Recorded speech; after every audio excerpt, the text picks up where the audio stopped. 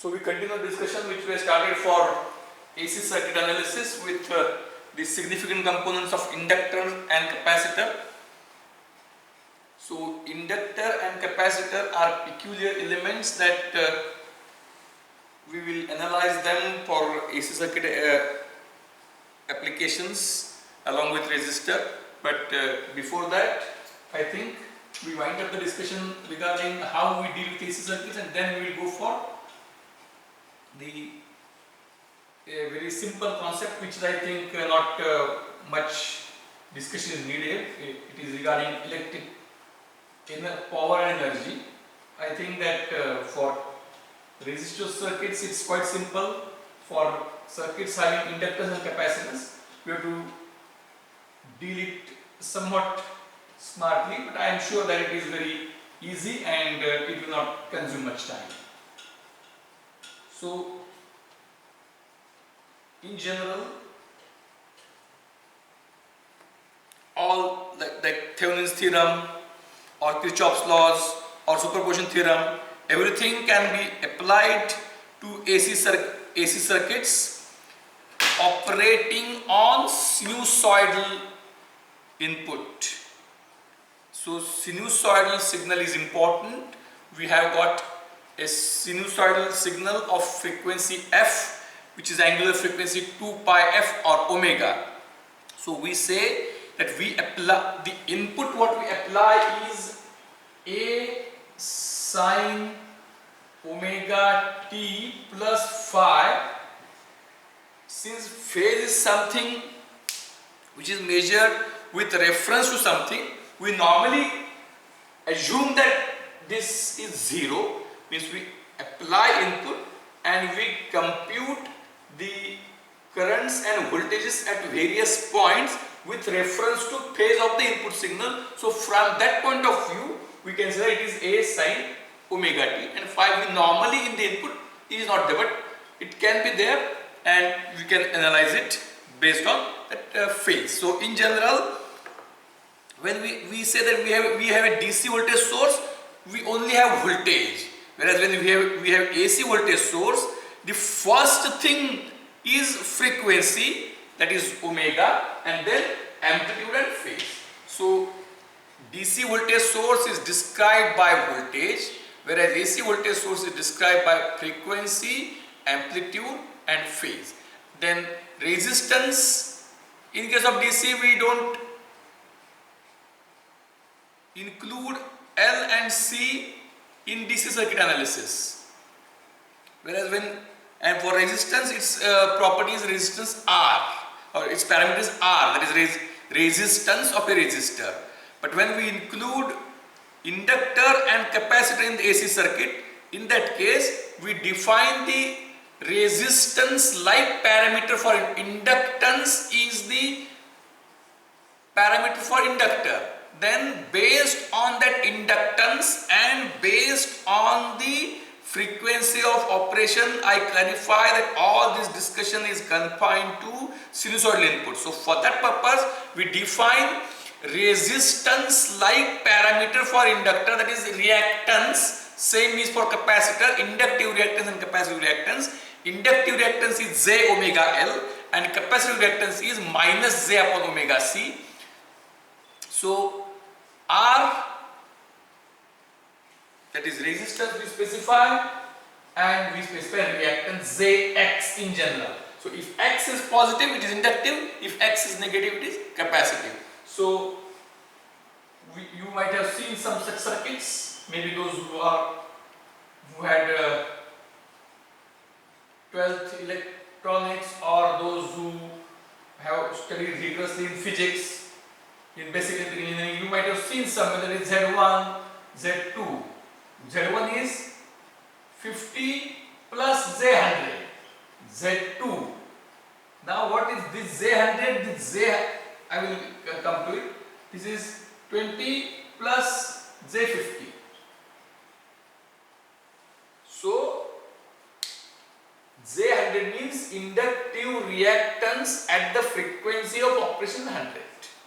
So this is remember impedance when we include R, L and C either in series or in parallel or in a complex manner, and when we have 2 points, impedance in 2 points is always described at the given frequency. If frequency changes, the impedance value changes. Means resistance of 1 ohm and capacitor of 1 farad will have at omega equal to 1, its impedance is 1 minus Z. If omega is 0.1, its impedance is 1 minus Z10. If I have 1 ohm resistor, 1 Henry inductance, then at angular frequency omega equal to 1, its impedance is 1 plus Z. If omega is 10, it is 1 plus Z10, like that. And then you can, once that idea is clear, you can use all rules for resistive circuits, Z square equal to minus 1, and for all answers what you get of voltage and currents would be in terms of the input into A plus JB. Means the voltage at 2 points. I will explain again in simple manner so that there should not be any confusion. Remember, J is not at all something which is imaginary. All voltages and currents everywhere are sinusoidal. So suppose if we have got this one, the most simple one, which I always like to start with, 1 and 1, and if I apply sine, let us apply now something different, sine 10t. If I apply sine 10t, what will be VO here? This is V in T. What is VOT? So I am just, this is a practice example so that the concepts get automatically revised and overall picture also clear. I state that it is very simple. I had tried my level best to explain the crux of it. So what is this now? Capacitance of 1 farad operating at omega equal to 10. So its capacitive reactance XC is equal to minus J upon omega C. Omega is 10, C is 1, so minus J upon 10, it is 1. Resistance is 1, that is R is 1. So 1 and minus J upon 10. So what is VOT? VOT is equal to X induct. Once we define reactance, then all laws, voltage divider, everything which is applicable for resistive network is applied. Only thing is that in resistive networks, resistance is a real number. In reactive networks, impedance can be a real number, can be an imaginary number, can be a complex number. So this upon this plus this. So it is minus J upon 10 upon 1 plus, or that is, I write it 1 plus minus J upon 10. So it is, we go to minus J upon 10 upon 1 minus J upon 10, multiplying 10 in the numerator, in the denominator. So it is minus J upon 10 minus J. Minus J upon 10 minus J, that is equal to J upon J minus 10. Remember, if you want to have simpler understanding, don't keep any part having J in the denominator. So multiply by J plus 10 rationalization. So multiplying it by J plus 10 and J plus 10, it is J square, that is J square plus 10J, that is J square plus 10J, that is minus 1 plus 10J upon J square plus 10, J square plus 10 square, J square is minus 1, 10 square, so 99. So in this, VOT is this into V in T.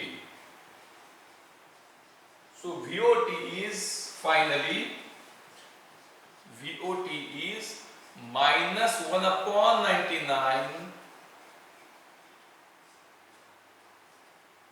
plus 10 upon 99 Z into V in T. So that is minus 1 upon 99 sin 10t plus 10 upon 99 Z sin 10t. So that is minus sin t 10 j sin t is cos t plus 10 cos t upon 99.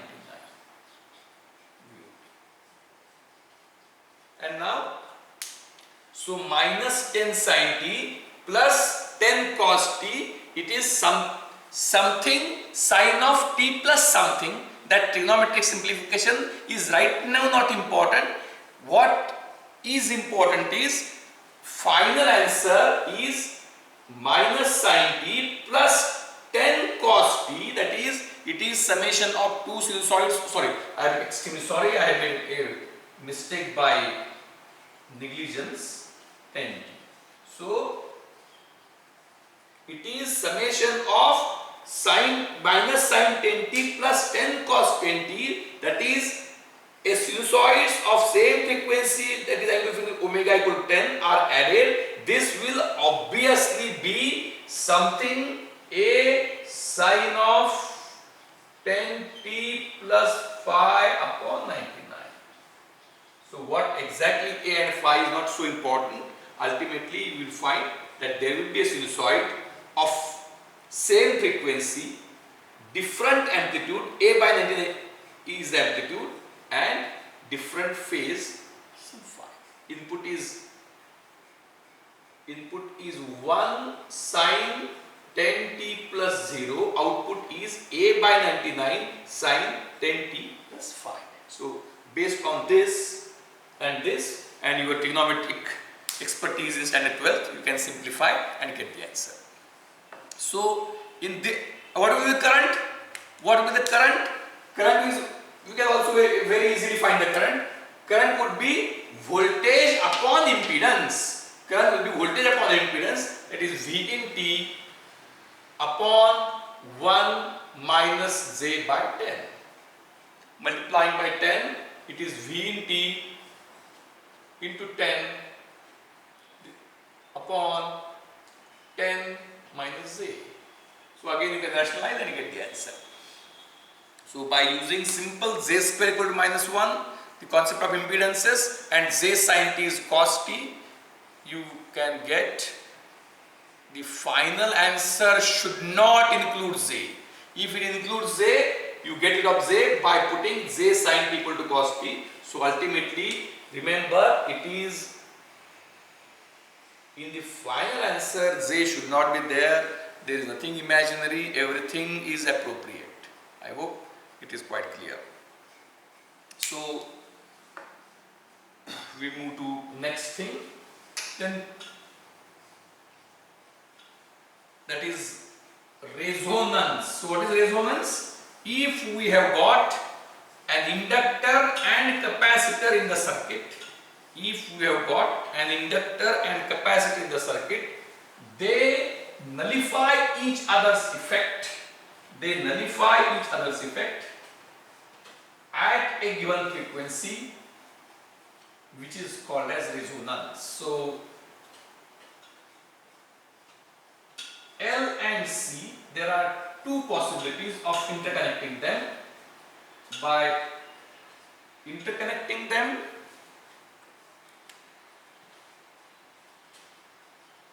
L and C is one way, is other way. So I will explain the theme. Other things which are there, very simple, you can just read through and we will, so there is no point in discussing something which you can read and understand. Rather, I will explain the crux, leave simple things to you, and I will move to next hard nuts in the subject. So this is L plus C, so its impedance is J omega L minus J upon omega C. it is L and it is C. Its impedance is J omega L into minus J upon omega C. This either you can have, or you can have 1 upon J omega C, either way, upon J omega L minus J upon omega C. So this turns out to be J into bracket omega L minus 1 upon omega C, and this turns out to be this J square minus 1 minus plus omega gets cancelled. This turns out to be L upon C, and here it is J into bracket omega L minus 1 upon omega C. Now, is it right? So, both of these combinations, impedance of LC in series, impedance of LC in parallel, that is in series, this is in parallel.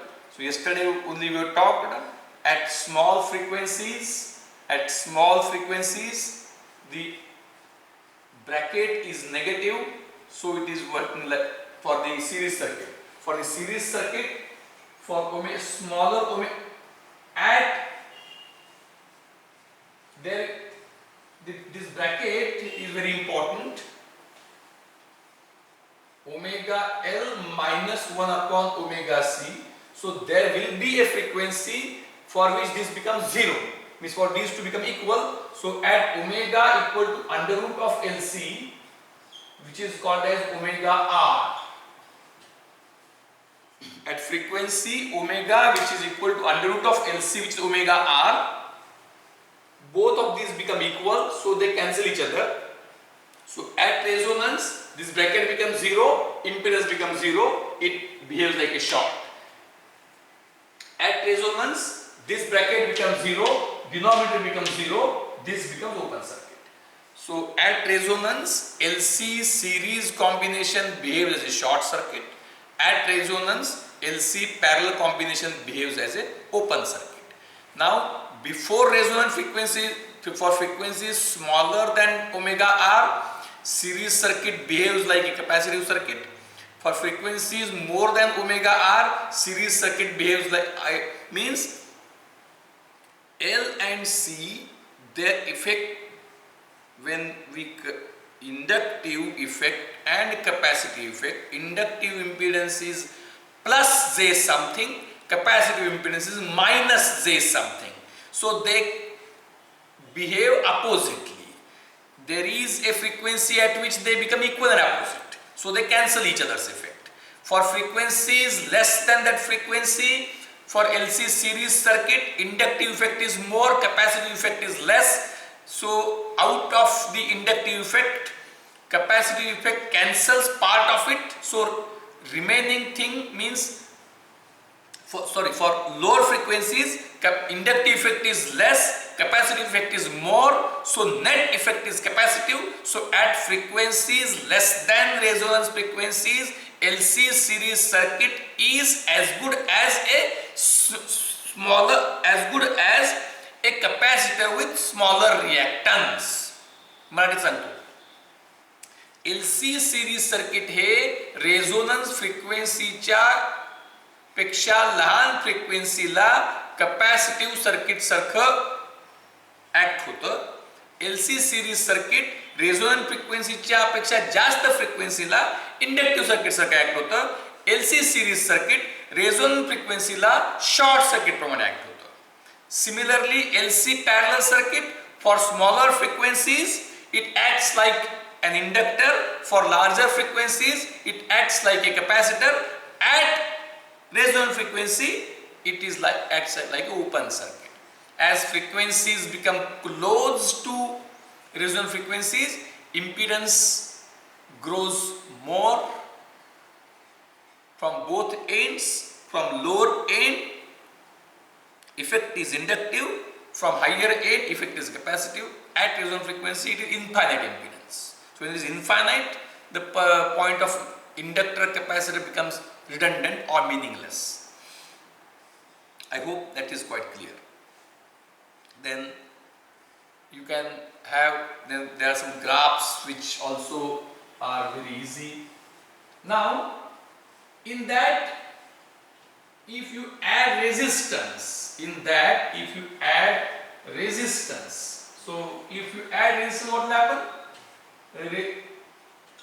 If you add resistance in series of R and L and treat it as an RLC circuit, it is very simple.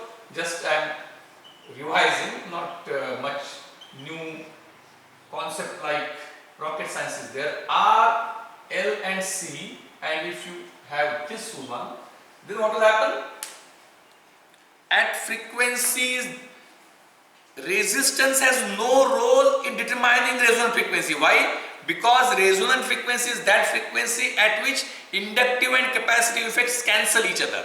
So inductive impedance is omega L, capacitive J omega L, capacitive impedance is minus J upon omega C. So at frequency which makes omega L equal to 1 upon omega C, that is omega equal to 1 upon root LC, which is called omega R, the effect is cancelled. So resistance no role to play in determining resonant frequency. So before resonant frequencies, L and C net effect is like C, so it behaves like RC circuit. At resonance, they cancel each other's effect. LC becomes short, so as if it is short, so it is pure resistor. And at frequencies more than omega R, more than resonant frequencies, effect of L and C net is inductive, so it behaves like a RL circuit. So RLC circuit behaves like a resistive circuit at resonance, like a capacitive circuit before resonance, like an inductive circuit after resonance. So now if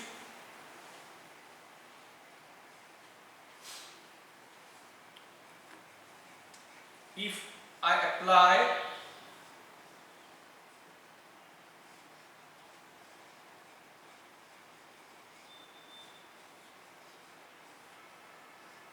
R, L and C, and if I apply sine omega t,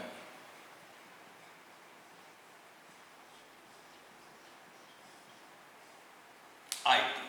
So what would be current? Is quite simple.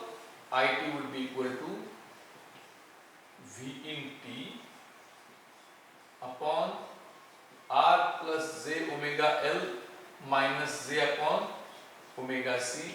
So it is V in T, or that is sine omega t upon R plus J into bracket omega L minus 1 upon omega C. So what will happen? At resonant frequency, this will become 0. So current would be, IT would be sine omega t upon R. And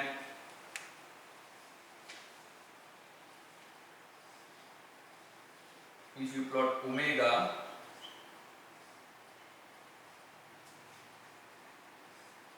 this is resonant frequency omega R, what we will find?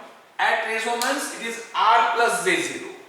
Before resonance it is sine omega t upon R minus Jx. It is before resonance. And after resonance it is sine omega t upon R plus Jx.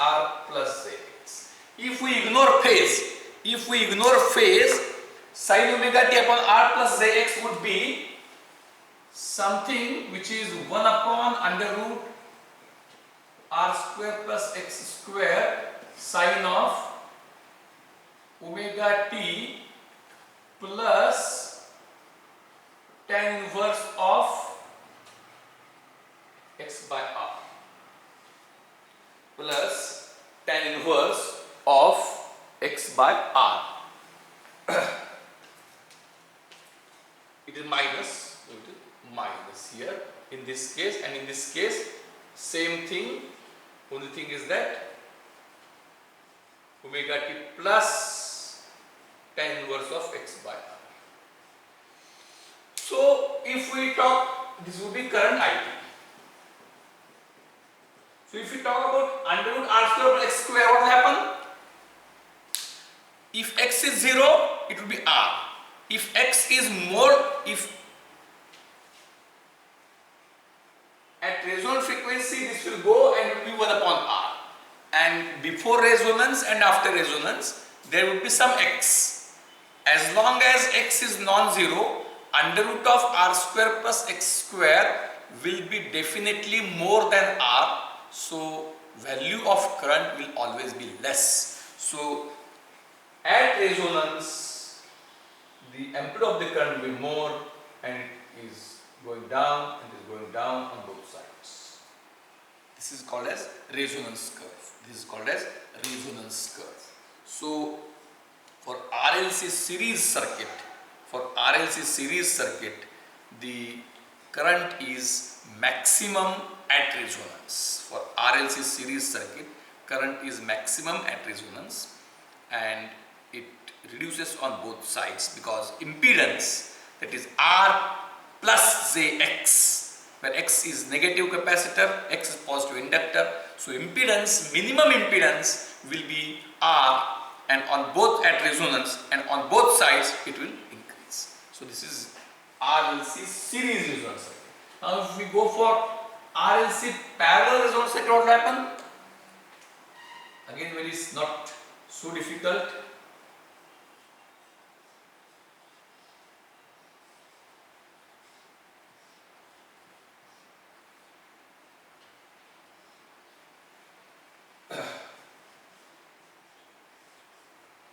What will happen is that in parallel resonance exact reverse thing happens. At resonance L and C cancel each other effect so as to make impedance infinity. L and C cancel each other's effect so as to make impedance infinity. So it is R at resonance, it is R parallel infinity, that is R. So at resonance it is simply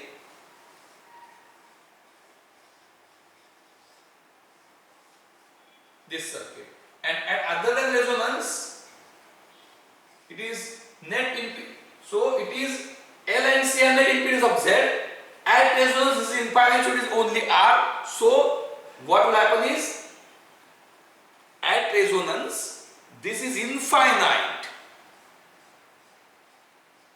At below resonance or above resonance this would be something, some impedance, so their parallel combination would be less than R.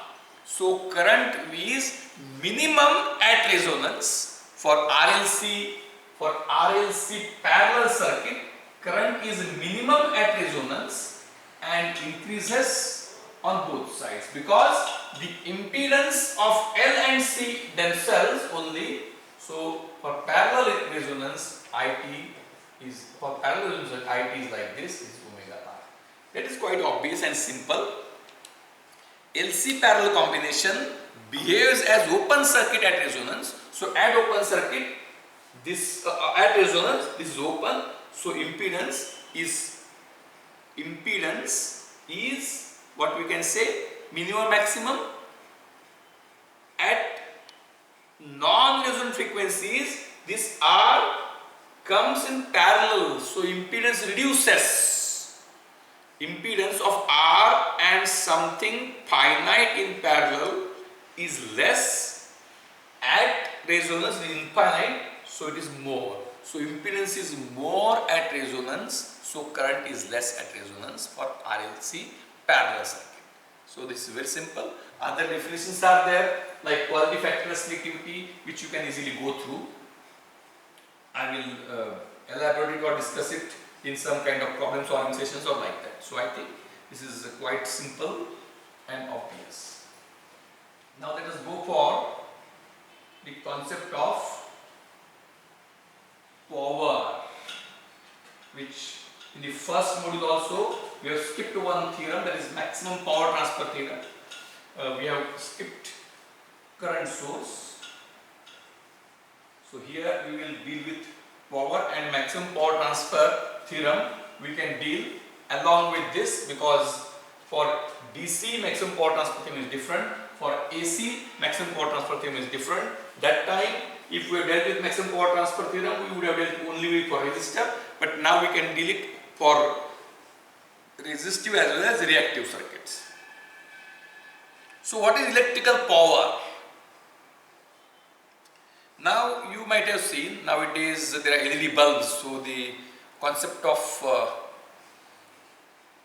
energy converted into electrical energy converted into light energy, how power converted in LED, wattage of LED is something which is not so easily understood. You had earlier incandescent lamps, conventional lamps where tungsten filament was there. Then it was said that the filaments get heated, but again that light energy is not so easily understood. But you have got a nichrome coil, electric शेगडी तुम्ही बघितली असेल, और electric iron इस्त्री बघितली असेल. इस्त्री म्हणजे इलेक्ट्रिक शेगडी तुम्ही जर बघितली असेल तर what you see is that nichrome wire becomes red and gets heated. So theme is now power dissipation or energy conversion. So when it is very easy, you must have also seen it, but I want to revise because for AC the concept of power is very important. So and for AC there are some terminologies, root means square, that we will also go through. So if I apply voltage V and resistance R, if voltage V is applied and there is a resistance R, what happens is the resistance get heated when the current flows for substantial amount of time. So what happens is that right now how exactly that energy equation is derived, we don't have that much time. Also that is something which was learned earlier, and everything we cannot go from scratch because time will not permit us. So everybody of you is aware that voltage forces current I. Voltage forces current I. Current I is charge upon time.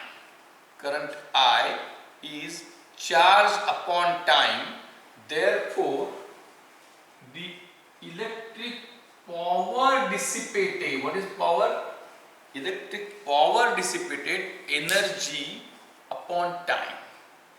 Energy upon time. Wattage.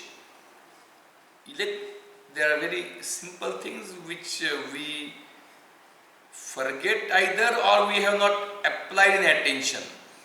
You might have been hearing units. The electric tariff is increased from say 3 rupees per unit to 5 rupees per unit. What is unit? What is unit of electrical energy? Many of you may not know, it is kWh, kilowatt hour.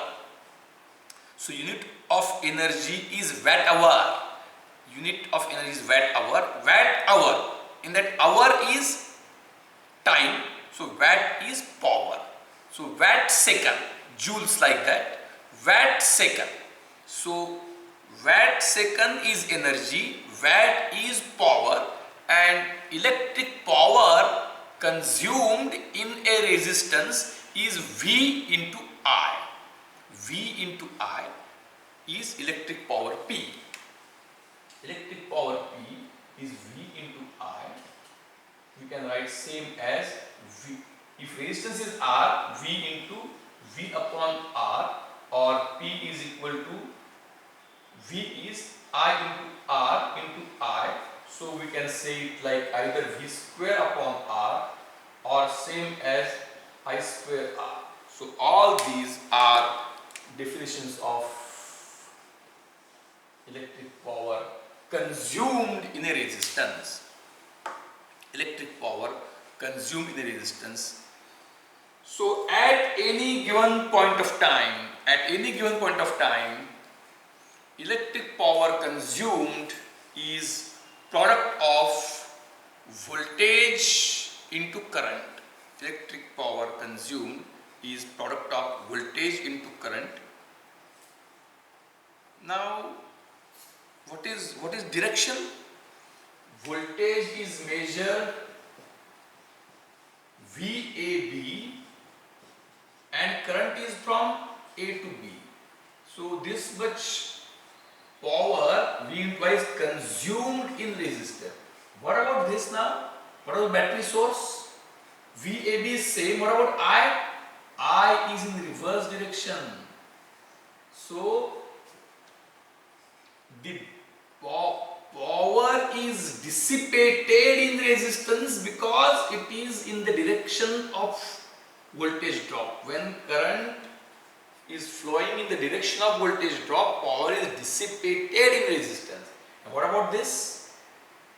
Voltage direction is, this is more voltage, is less voltage, and current direction is this. So power dissipated in battery is minus this, or dissipated in battery is a wrong terminology. Battery supplies power. If I take 2 rupees from you, my gain is, or my credit balance, there is a concept of, if I take a loan of 2 rupees, then my balance is to debit, your balance is to credit, like that. So right now we are not much interested in that accountancy theme, but the theme is the power dissipated in resistance is positive, power dissipated in battery is negative, because battery supplies power and power gets dissipated in resistance. This concept I am telling because when we go for AC circuits, the things will become very much interesting. Now, so power gets dissipated in resistance.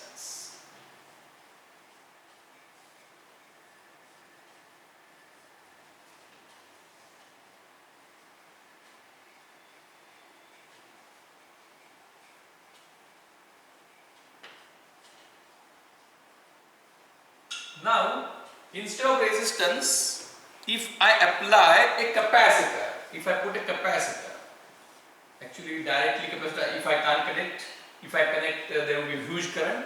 So normally I say that some resistance I put, even if I don't put a negligible resistance of wires and all that is there. So in that case, what will happen now? Voltage, small resistance and capacitance. Current will flow, capacitor will charge. I think we go back to first week lectures.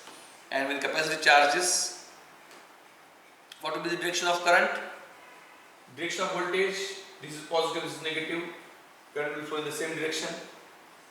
So the battery will supply power and power will be consumed by this. Only difference is that resistance gets heated and energy, electrical energy is dissipated. Electrical energy is dissipated in resistance in the form of heat energy. Resistance get heated up. Resistance cannot even store the heat. The heat gets dissipated in atmosphere. So after the circuit is disconnected, the electrical energy which is converted into heat energy in a resistor cannot be obtained back. So actually we should be very much clear in definitions. Resistor dissipates electric energy. Dissipates means what? It is consumed for conversion in heat energy, and that heat is distributed in the atmosphere. म्हणजे resistance मधून current flow झाल्यावर battery मधली electric स्वरूपातली energy संपते आणि atmosphere मधली त्या जवळपासची heat वाढते. And once we disconnect the circuit, there is nothing remain in the resistor.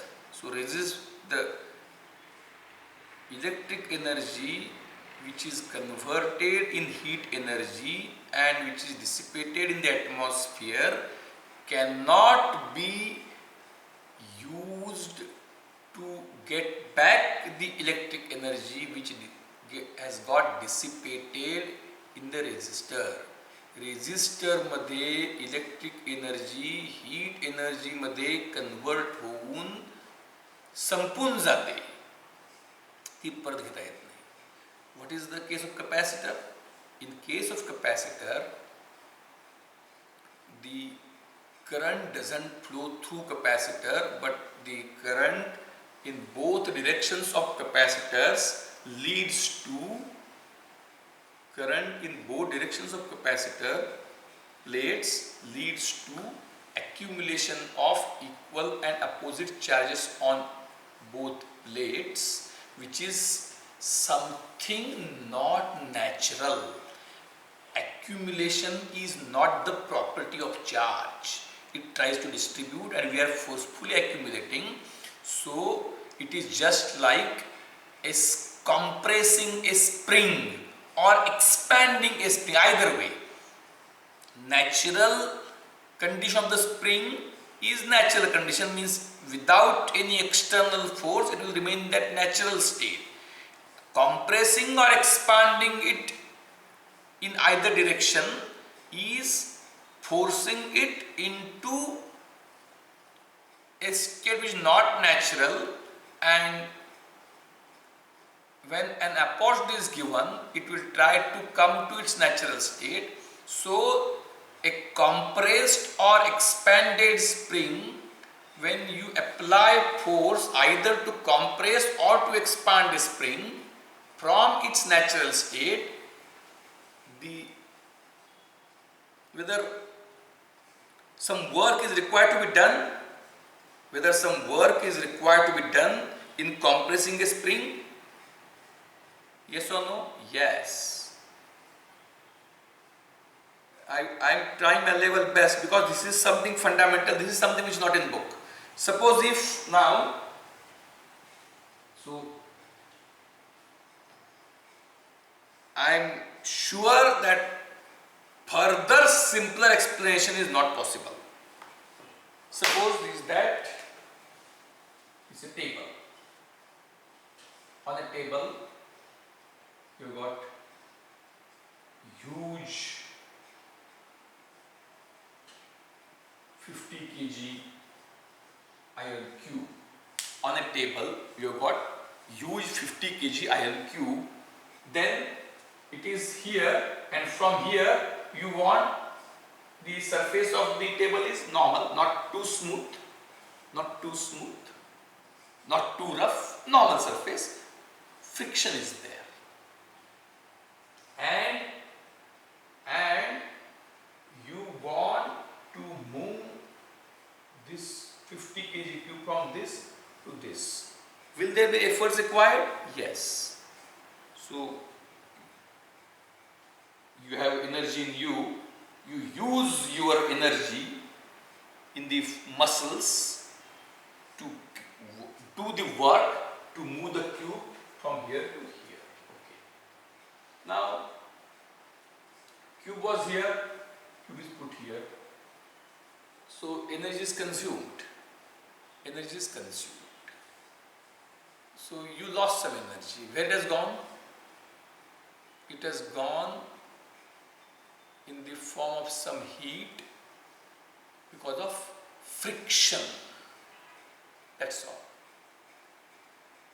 If it was smooth surface, or you could have done an experiment where some wheel you have put, and if you put the wheel, the effort would have been much less. But in either case, you acted, energy is consumed, and now this was here, this is now come here. The energy is utilized. Is not you are not going to get it back. Whereas suppose it is spring. This is spring. and you have put some load is natural condition. Now if a spring and a load, now if you decide to push it up, and again to ensure that there is a rod, I am giving a simple example. There is a rod, iron rod, along with that there is spring, and there is a load on the spring. Now if you try to move it up against gravity, if you try to move it up against gravity, will it move up? It's natural condition. Spring loaded with something, spring is somewhat elongated, rest position. Now if you try to move it up, will you require energy? Yes. So you move it up from here to here, to here. It is its unnatural state. The moment at which, so its unnatural state means when you move it up, it will not remain there. It was a natural state. You exerted force to move it to an unnatural state. When you move it to an unnatural state, it can't be held at that state. So the work done by you in moving it up is not consumed, is not converted in any other form of energy like heat, but it is stored in the form of compressed state of spring. When you release, when you leave the hands, it will come down. Whereas here, it was a stable natural state. You exerted work from moving it from here to here, which is also a natural state. So if you do work in overcoming the force of friction to move something from one place to other place, both of which are rest states, energy which is used by you is irreversible now, because it can't come back. You can't see it stored. It is converted, energy can't be destroyed. It is converted into such form, maybe by increasing the overall entropy of the universe, but you can't get it back. When current flows through a resistor, same thing happens. When you move some article from here to here, same thing happens. But when current is used to charge the capacitor, or when you move something resulting to compression of spring, there it is unnatural state. So it will try to come to natural state, and in that process it will release energy again. So energy is stored in capacitor in the form of electric field. Energy is stored in an inductor in the form of magnetic field. Energy is not consumed in inductor and capacitor. Energy is not consumed in inductor and capacitor, but it is stored, whereas energy is consumed in resistor. Now, so I think in 11th in basic electrical engineering also you might have seen that.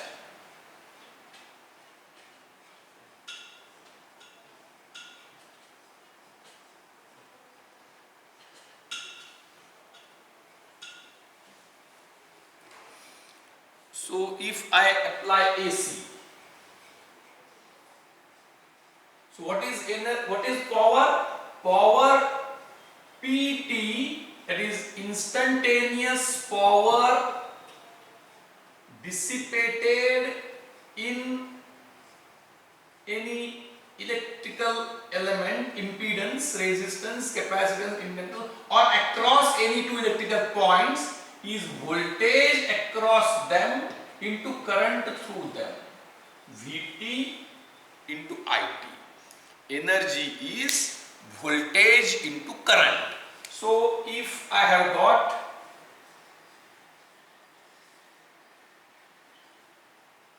V in T, this is R, this is I. What is V in T? Now I use some, let us say 5 sine 100t, let us say for time being. If I apply Vt as 5 sine 100t and R is 5 ohms, what is It? It is sine 100t. It is Vt,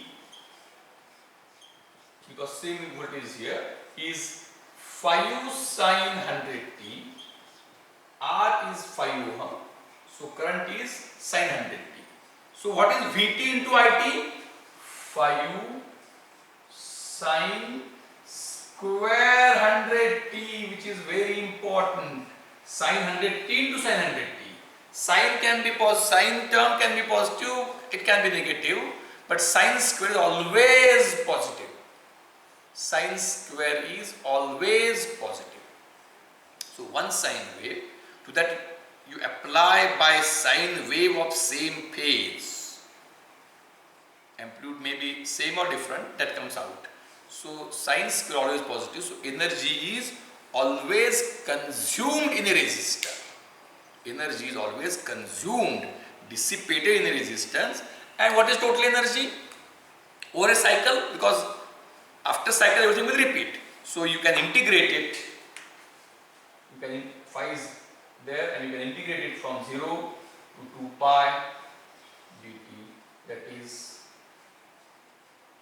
energy consumed in one cycle. Energy consumed in one cycle, and then you can average it out. You can average power. Instantaneous power, energy, average power. This is for resistance. Now we will go slowly. I hope that it is very easy. Just I will introduce the terminologies and leave further things to you. Now if I have